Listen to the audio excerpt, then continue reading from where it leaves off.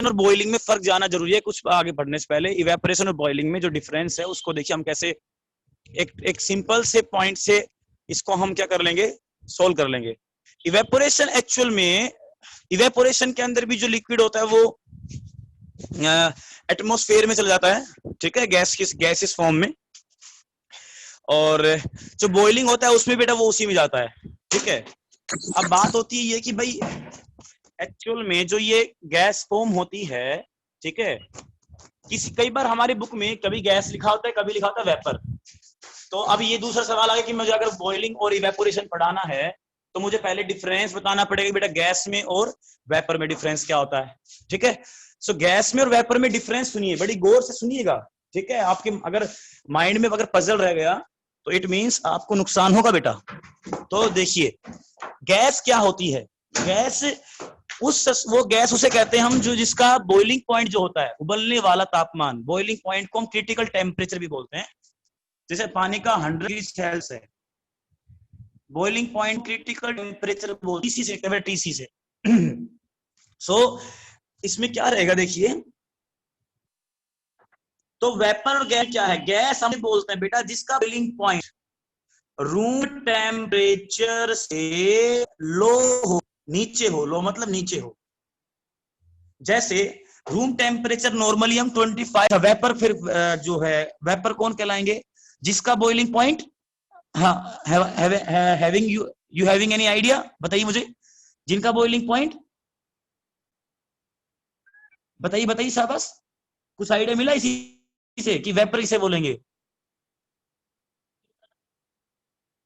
बताओ बचांस। वेपर वो सब्सटेंस बनाएगा, ठीक है, जिसका बॉइलिंग पॉइंट रूम टेम्परेचर से ऊपर होगा। देखिए बेटा जैसे वाटर है हमारे पास, वाटर का boiling point 100 Celsius, 100 degree Celsius is more than 25 degree Celsius, you know that.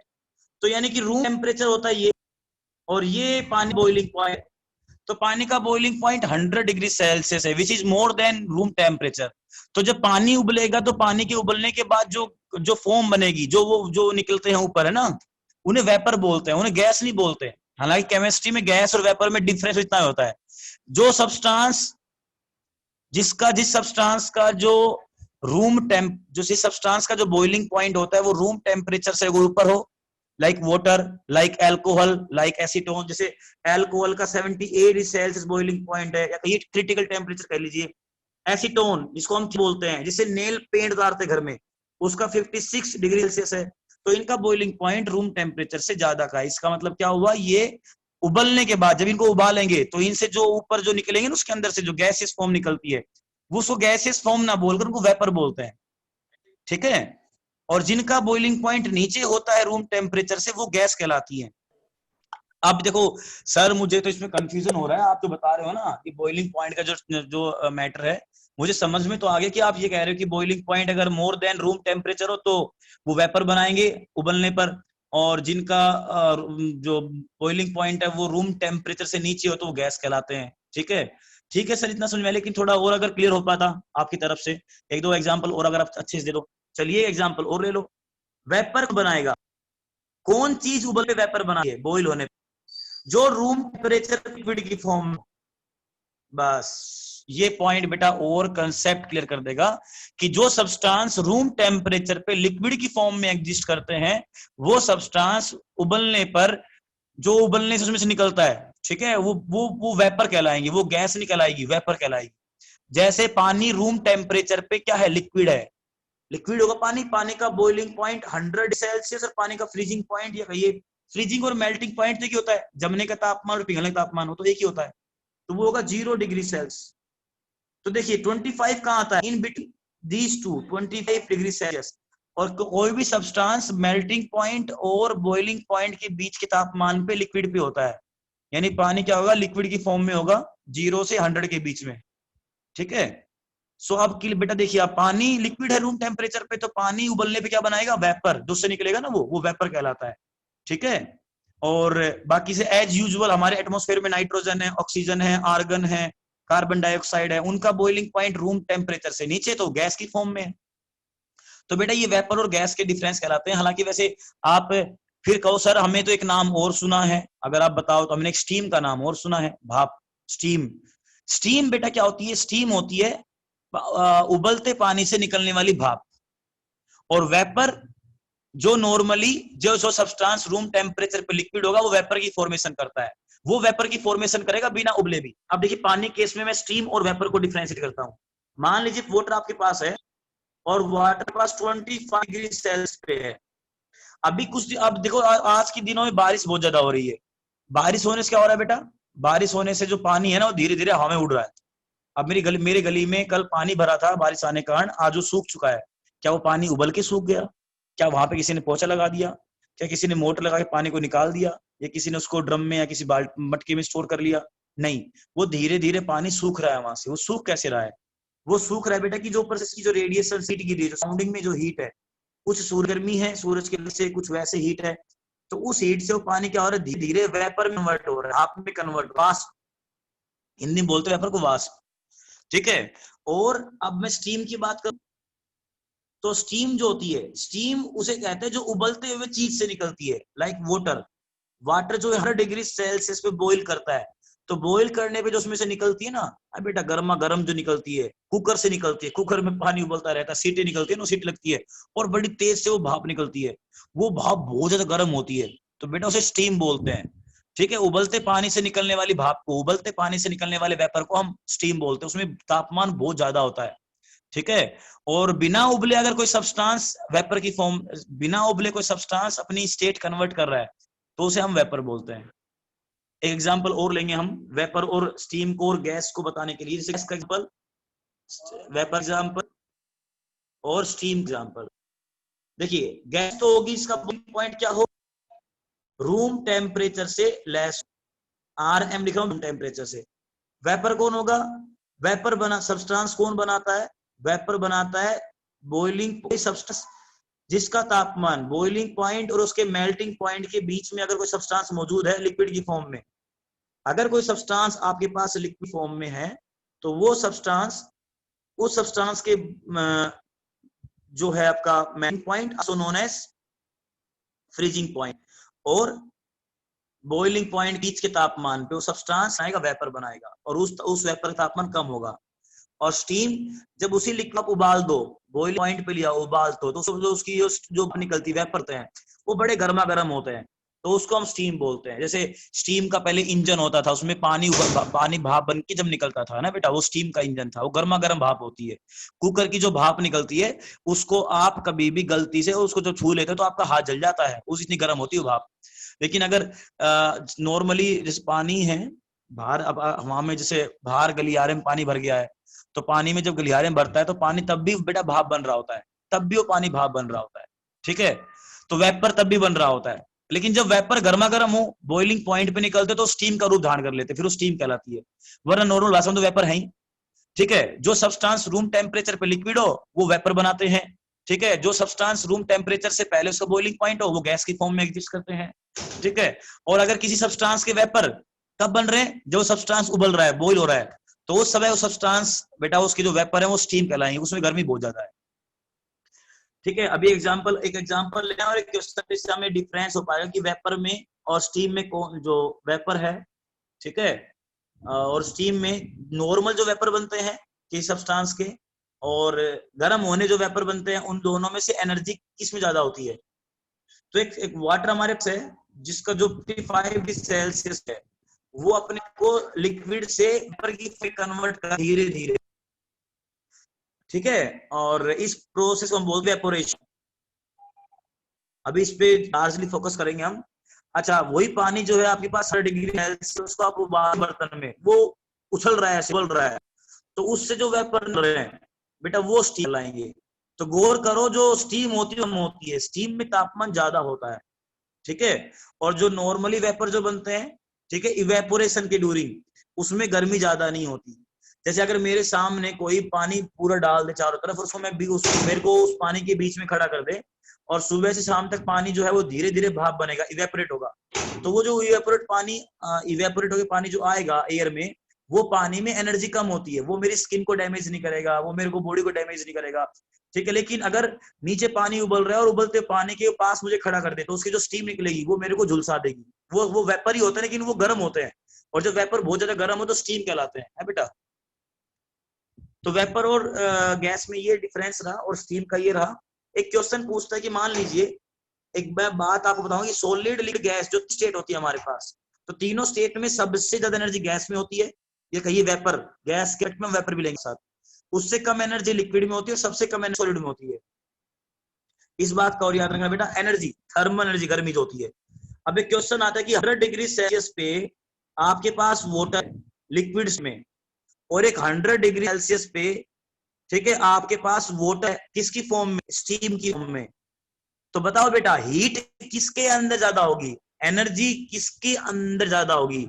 अगर ये 100 डिग्री सेल्सियस वाला पानी लिक्विड फॉर्म में आपकी बॉडी पे गिर जाए, और ये 100 डिग्री सेल्सियस पे जो पानी की भाप है जिसको हम स्टीम बोल रहे हैं, वो आपकी बॉडी पे गिर जाए, तो किससे ज्यादा नुकसान होगा, स्टीम से या इस गर्मा गर्म पानी से?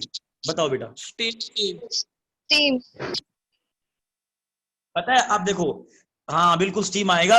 कई बच्चों को ये कंफ्यूजन रहता है कि सर दोनों का तापमान तो सेम है, फिर आप कैसे किस ब्याह पे आंसर दे रहे हो। मैं बताना चाहूंगा बच्चे कि तापमान सेम होने का मतलब उसमें जो एनर्जी है वो सेम हो, ये गारंटी नहीं है, इस बात का याद रखना। तापमान सेम होने का मतलब उसमें एनर्जी जो स्टोर्ड है वो सेम हो, गारंटी नहीं है बेटा। एनर्जी डिफरेंट हो सकती है, सेम टेम्परेचर पे एनर्जी डिफरेंट हो सकती है। कैसे? देखिए, यहाँ पे 100 डिग्री सेल्सियस पे सब्सटेंस लिखा है, और यहाँ पे 100 डिग्री सेल्सियस पे क्या है, स्टीम की फॉर्म में हॉट वेपर्स, ठीक है। तो आप जानते हैं कि वेपर्स के अंदर एनर्जी लिक्विड से ज्यादा होती है, तो टेम्परेचर बेशक सेम रहे, फिर आप किस बिहाफ पे डिफरेंस करोगे, आप करोगे स्टेट के बिहाफ पे डिफरेंस, तो क्या हो जाएगा, स्टीम में ज्यादा तापमान हो जाएगा। एक क्वेश्चन ऐसे और पूछता है कि भाई आपके पास एक 0 डिग्री सेल्सियस पे सॉलिड है, ठीक है, और एक आपके पास 0 डिग्री सेल्सियस लिक्विड है, तो बताइए किस तापमान, किसमें एनर्जी ज्यादा है, बताओ। लिक्विड में। Very good, very good, very good. क्योंकि देखो, स्टेट जब टेम्परेचर सेम हो, स्टेट की एनर्जी के हिसाब से डिस्कस कर लेना, ठीक है बेटा। सॉलिड लिक्विड में से सॉलिड में एनर्जी कम होती है, लिक्विड में ज्यादा होती है, ठीक है। टेम्परेचर सेम होने का मतलब उसके अंदर हीट सेम हो बेटा, गारंटी नहीं है, ठीक है। If both state having same temperature, it doesn't mean they have same energy, it doesn't mean, okay, doesn't mean. मैं इसको बाद में, इस पॉइंट को बातों बातों में क्लियर कर दूंगा आपको, जब मेरा जो इसमें कंसेप्ट होता है, कंसेप्ट को रिवीजन होता आएगा, तो मैं इस बात को भी बता दूंगा आपको साथ साथ। और ये बात हालांकि मैं आपको जब लेटेंट हीट ऑफ फ्यूजन और लेटेंट हीट ऑफ वेपोराइजेशन में बताऊंगा ना, तब ये पॉइंट और आपको जो क्लियर कि टेम्परेचर और हीट सेम नहीं होते, ठीक है। चलिए अब आगे बात करते हैं। अब बॉइलिंग में इवेपोर में डिफरेंस क्या होता है। बॉइलिंग बेटा, बॉइलिंग किसी भी सब्सटेंस का जब बॉइलिंग पॉइंट होता है तब स्टार्ट होता है। फॉर एग्जाम्पल, पानी का boiling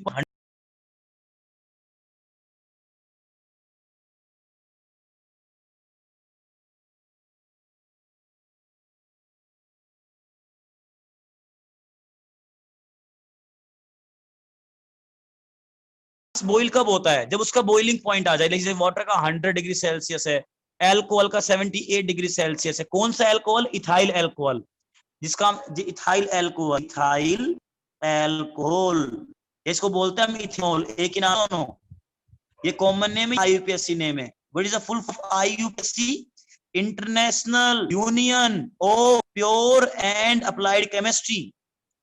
I repeat, international, I से इंटरनेशनल, यू से यूनियन, ऑफ, पी से प्योर, एंड, फिर एंड से, ए से एंड नहीं, ए से अप्लाइड, एंड अप्लाइड केमिस्ट्री।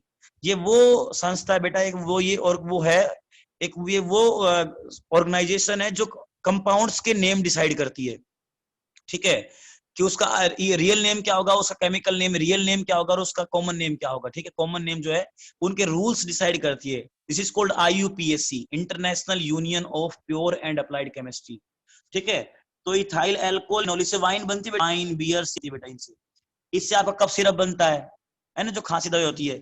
इससे आपका जो सॉल्यूशन ऑफ टिंक्चर है, INCURE, टिंक्चर में क्या होता है, 5 से 8% आयोडीन होता है, बाकी इथाइल एल्कोहल होता है। तो टिंक्चर क्या होता है, घाव साफ करने में काम आता है, जो वाउंड होते हैं उनको साफ करने में काम आता है। इसमें आयोडीन सॉलिड और बाकी लिक्विड, तो सॉलिड एंड लिक्विड नाम का सॉल्यूशन होता है, टिंक्चर बोलते हैं उसको, ठीक है।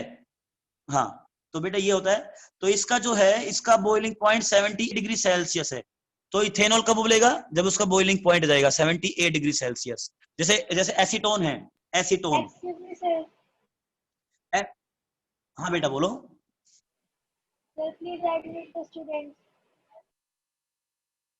ओके बेटा ओके। अच्छा बेटा आपने लैपटॉप में देखे बेटा, मैं एडमिट मैंने गैस को बनाया हुआ है। अच्छा एसीटोन जो है, एसीटोन उसका बॉइलिंग 56 डिग्री सेल्सियस है। पता है ये एसीटोन क्या थिनर है, जो हम नहीं करते नेल उतारने के लिए, मोस्टली गर्ल्स और घर में मम्मी यूज करती हैं, नेल पेंट जो होता लगाता है नेल पे उसको उतारने के लिए। क्योंकि केमिस्ट्री में एक पता है, आप पानी से उतारो नेल पेंट। एक देखो मैं यहाँ पे रोक रहा हूँ टॉपिक को बीच में एक इन्फॉर्मेशन देने के लिए। केमिस्ट्री में एक जगह पे लिखा होता है, बहुत जगह पे, like dissolve like, like dissolve like, कि एक जैसे प्रॉपर्टी वाले केमिकल ही आपस में डिजोल्व होते हैं। यानी कि एसीटोन जो होता है थिनर, देखो वो नेल पेंट प्लास्टिक से बना होता है, उसको डिजोल्व कर लेता है बेटा। नेल पेंट जो है वो जो एसीटोन डिजोल्व कर लेता है। तुम नेल पेंट में ऐसे करना, नेल जो एसीटोन है, माफ करना एसीटोन थिनर, उसमें आज तुम नमक डाल के थोड़ा सा और घोल के देखना, अगर तो आप उसमें नमक को घोल दो तो मैं केमिस्ट्री पढ़ाना छोड़ दूंगा। है बेटा, मैं पता इतने दावे क्यों बोल रहा हूँ कि मुझे पता ही नहीं घुलेगा। इसलिए नहीं घुलेगा जो chemistry statement like dissolve like, जिन केमिकल का बिहेवियर आपस में मैच करता है वही आपस में घुलते हैं, वरना जिनका बिहेवियर मैच नहीं करता घुलते ही नहीं है। एसीटोन एक ऑर्गेनिक कंपाउंड है और जो नमक है वो इनऑर्गेनिक कंपाउंड है, तो इनऑर्गेनिक ऑर्गेनिक में घुलेगा नहीं। हालांकि कुछ केस ऐसे जिनमें इनऑर्गेनिक ऑर्गेनिक घुल जाता है, लेकिन नमक नहीं घुलेगा, ठीक है। लेकिन जो नेल पेंट है वो भी ऑर्गेनिक है, और ये भी जो अपना जो है ये थिनर ये भी ऑर्गेनिक है, दोनों घुल जाते हैं। इसलिए बेटा केमिस्ट्री में स्टेटमेंट होती है लाइक डिजोल्व लाइक। अच्छा आप एसीटोन पे आ जाएं, तो एसीटोन का एक और नाम होता है बेटा प्रोनोन, प्रोएनॉन। तो इसका 50 डिग्री सेल्सियस 56 डिग्री सेल्सियस तापमान है बॉइलिंग पॉइंट। तो जब इन सब्सटेंस को इनका ये बॉइलिंग पॉइंट मिलेगा तो ये उबलना शुरू करेंगे। अच्छा जब ये उबलना करेंगे तो क्या क्या आपको देखने को मिलेगा, क्या क्या बॉइलिंग पॉइंट किसी का आता है तो उसमें क्या क्या देखने को मिलता है।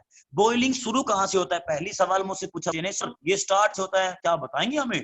अरे क्यों नहीं बताएंगे भाई, आपको ही बताएंगे। ये स्टार्ट होता है बॉटम से।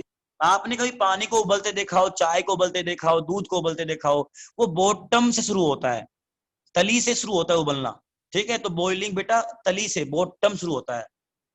अच्छा सर ये फिर सवाल दूसरा है, सर ये किस टाइप का फिनोमिना है, बॉइलिंग जो है किस टाइप का फिनोमिना है, किस तरह का घटनाक्रम है, ये जो घटना है उबलना ये किस तरह का है, ये इसका प्रकार बताइए। तो बेटा ये बल्क फिनोमिना है, मतलब बल्क फिनोमिना, मतलब मैं फिनोमिना स्पेलिंग PHN कर रहा हूँ बेटा, ठीक है, इतना करके। बल्क का मतलब होता है, सी बल्क कर दिया तो मैंने जल्दबाजी में, BUA बल्क। बल्क का मतलब क्या होता है, बल्क का मतलब अंगूर नहीं होते, अंगूर अंगूर गुच्छों में होते हैं, और उसमें एक एक करके गुच्छों में, मतलब किससे जुड़े होते हैं वो, उन डंडियों से जुड़े होते हैं अंगूर के ना। अगर अंगूर को आप एक कण मानो तो सारे के सारे कण क्या है, आपस में जुड़े हुए हैं, किसकी मदद से, उन डंडियों की मदद से। उन डंडियों अगर आप बॉन्ड मानो, अट्रैक्शन मानो, तो सारे, अगर उन अंगूरों को क्या मानो, एटम से मॉलिक्यूल्स मानो, तो सारे के सारे मॉलिक्यूल्स बॉन्ड से जुड़े हुए हैं। तो जब उबालते हो ना, उबालते हो तो बेटा वो सारे के सारे बॉन्ड टूट जाते हैं और सारे के सारे मॉलिक्यूल अलग हो जाते हैं। देखा नहीं, बॉइलिंग में अगर आप पानी को लगातार उबालते रहो तो बर्तन खाली हो जाता है एक समय पे, सारा पानी भाप बन के आसमान में सीधा हवा में, ठीक है, पहुंच जाता है ऊपर। यानी कि पूरा का पूरा क्या हो गया, बल्क टूट गया। यानी कि बॉइलिंग किस में होता है, पूरे बल्क में होता है, मॉलिक्यूल्स को सबको अलग कर देता है, एक साथ अलग कर देता है, ठीक है, सारे बॉन्ड तोड़ना शुरू कर देता है। तो ये बल्क फिनोमिना है। अच्छा बॉइलिंग शुरू कहां से हुआ, बॉटम से स्टार्ट हुआ। बॉइलिंग होता कब है, जब किसी सब्सटेंस का बॉइलिंग पॉइंट आता है। अच्छा बॉइलिंग होने पर क्या निकलती है, स्टीम निकलती है। अच्छा बॉइलिंग होने, बॉइलिंग जो होता है उसमें बबल्स बनते हैं, देखा बबल्स नहीं बनते बेटा, ठीक है, बबल्स दिखते हैं आराम से बनते हुए। एक्चुअल बबल्स क्या होते हैं, मैं बताता हूँ क्या होता है, बबल्स कैसे बनते हैं। आप मान लीजिए आप नीचे, हम बॉटम से गर्मी देते हैं बॉइलिंग में, तो नीचे का जो मान लीजिए ऊपर का पानी, ये जो मैं डार्क से कर, नीचे का पानी मैं सिंगल सिंगल लाइन से बना रहा हूँ। अब नीचे के पानी क्या होगा बेटा, उनके बॉन्ड टूट गए तो पानी क्या बन गया, वेपर बन गया। अब वो वेपर क्या बन गया, vapour is a form of gas ही होता है बेटा वो, ठीक है, लेकिन हमने गैस और वेपर में डिफरेंस कर रखा है एग्जैक्ट। तो ये लिक्विड है तो ये वेपर बनाएगा, तो वेपर क्या होंगे, वेपर तुरंत जब बाहर निकलेंगे तो वो बबल्स बना देंगे, वेपर से कारण बबल्स बनते हैं, ठीक है। तो ये कारण है कि वेपर जो है बबल्स, जो बॉइलिंग के ड्यूरिंग बबल्स बनते हैं। सो बेटा ये बॉइलिंग का पूरा कंसेप्ट है, और बॉइलिंग से कोई भी ठंड पैदा नहीं होती, कूलिंग पैदा होती है। बॉइलिंग किसी प्रकार की ठंडक पैदा नहीं करती, गर्मी पैदा, बेटा उसमें तो लगातार तापमान देना पड़ता है। अच्छा एक बात और, जब बॉइलिंग होती है तो बॉइल किसी भी सब्सटेंस का जब बॉइलिंग पॉइंट आ जाता है, से पानी का 100 डिग्री सेल्सियस पॉइंट आ गया, से मतलब सपोज लेट अस है ना, कंसीडर कर लेते हैं, मैं से बोल देता हूं, एक बार से देता हूं से, ठीक है। तो बॉइलिंग पॉइंट पानी का 100 डिग्री सेल्सियस आ गया, तो बेटा कभी भी 100 डिग्री सेल्सियस जब पानी का बॉइलिंग पॉइंट आ जाए, तो उस पानी का उबलने के दौरान पानी का तापमान नापना, कभी भी उसका 100 से ऊपर जाएगा नहीं, लेकिन फिर भी तुम लगातार गर्मी देते रहते हो एनर्जी। अब समझ में आया कि टेम्परेचर से हीट रिलेट करती है। पानी का 100 डिग्री सेल्सियस जैसे तापमान आएगा, तो उसके बाद पानी का तापमान कभी नहीं बढ़ा। जब भी किसी सब्सटेंस की स्टेट चेंज होती है, सॉलिड से लिक्विड बने, लिक्विड से गैस बने, तो जिस तापमान पे वो स्टेट चेंज हो रही है, उसके बाद फिर तापमान नहीं बढ़ता। जैसे पानी का 0 डिग्री सेल्सियस क्या है, मेल्टिंग पॉइंट है। अगर पानी सॉलिड है, पानी आपके पास बर्फ के रूप में है और उसको पिघाल रहे हो, तो जैसे ही बर्फ का 0 डिग्री सेल्सियस तापमान आ गया, उसके बाद बेटा बर्फ का तापमान बढ़ेगा नहीं, 0 पे रहेगा और वो कंटिन्यू पिघलता रहेगा। यानी कि जब सॉलिड से लिक्विड बनेगा, यानी कि मेल्टिंग पॉइंट पे तापमान नहीं चेंज होता और ना ही बॉइलिंग पॉइंट पे तापमान चेंज नहीं होता। तो एक बच्चे ने सर खुजाते हुए पूछा, सर मुझे ये बताओ, फिर तो हम जब पानी को उबाल रहे होते हैं और पानी मान लीजिए तापमान आ गया उसका 100 डिग्री सेल्सियस, हम तो उसको फिर भी नीचे से बॉटम से खूब एनर्जी लगातार फायर रहते हैं, और सर फिर आप है ना, आप हमें बेवकूफ बना रहे हो सर, फिर तो हम उसको लगातार एनर्जी देते रहते हैं, फिर भी उसका तापमान क्यों नहीं बढ़ता? मैं बताता हूँ तापमान क्यों नहीं बढ़ता।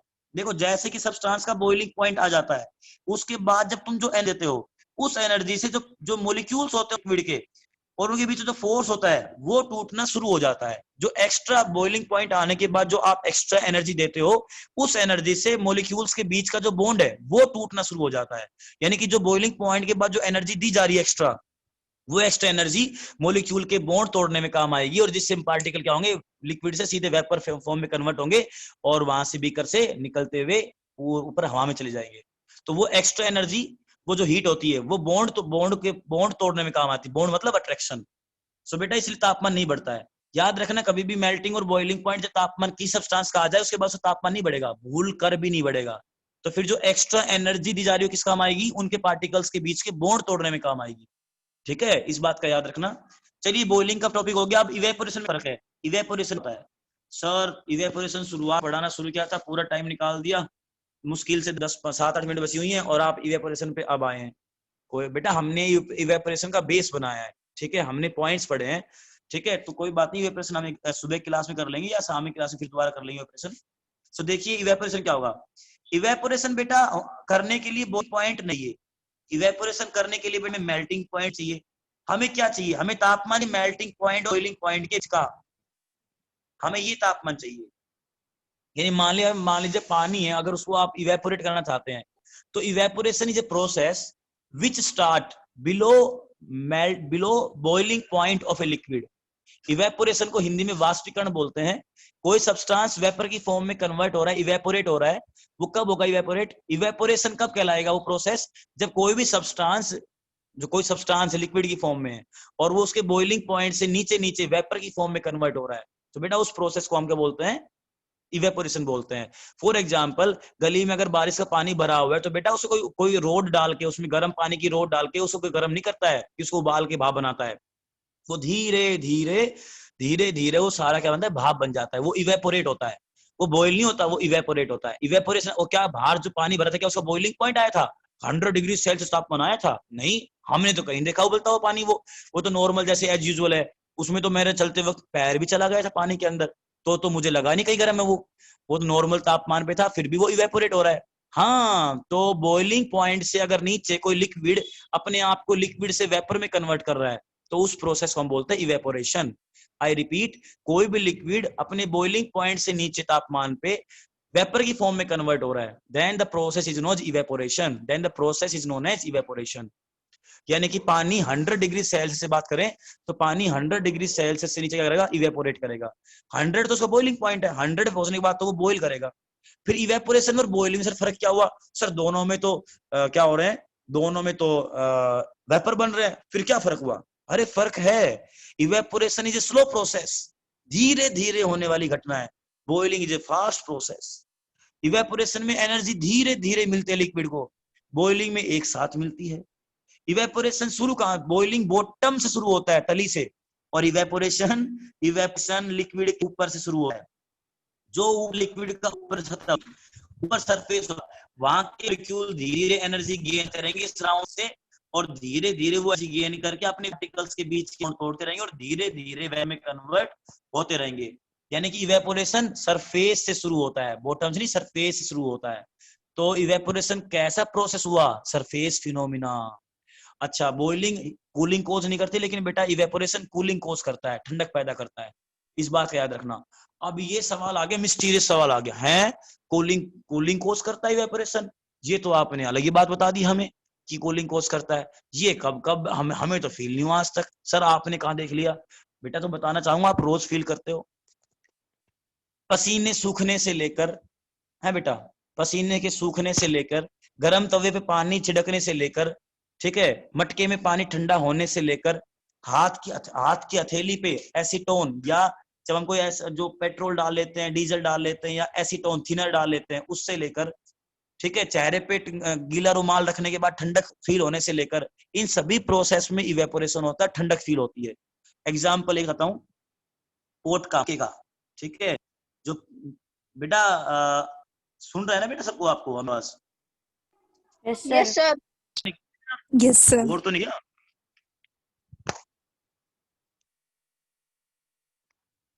बेटा दीवारों में, सर हमारे घर पे पुराना मटका है, पुराना मटका पानी ठंडा नहीं करता।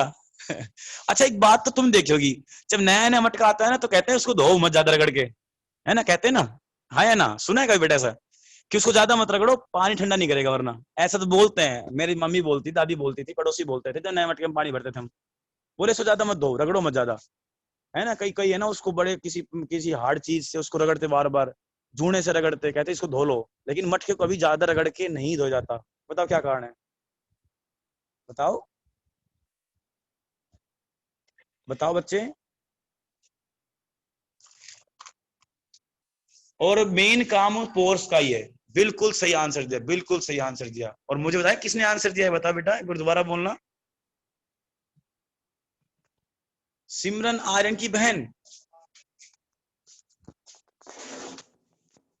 चलिए बेटा, कभी 10th वाली सिमरन तो नहीं है क्लास में? सर वही चिल्लाने लग रही है मेरे पास बैठ के। अच्छा बेटा, चलो बेटा कोई बात नहीं बेटा, ऐसे नहीं बोलते चिल्लाने लग रही बेटा, वो आंसर दे रही बेटा। आप थोड़ा टाइटली बात मत करो बेटा, ऐसे ना, ऐसे थोड़ी है। देखो अब सही आंसर दिया बेटा उन्होंने कि जो है ये पोर्स है ना। अब देखो इवेपोरेशन कैसे होता है, इसके अंदर लिख रहा हुआ है, ठीक है।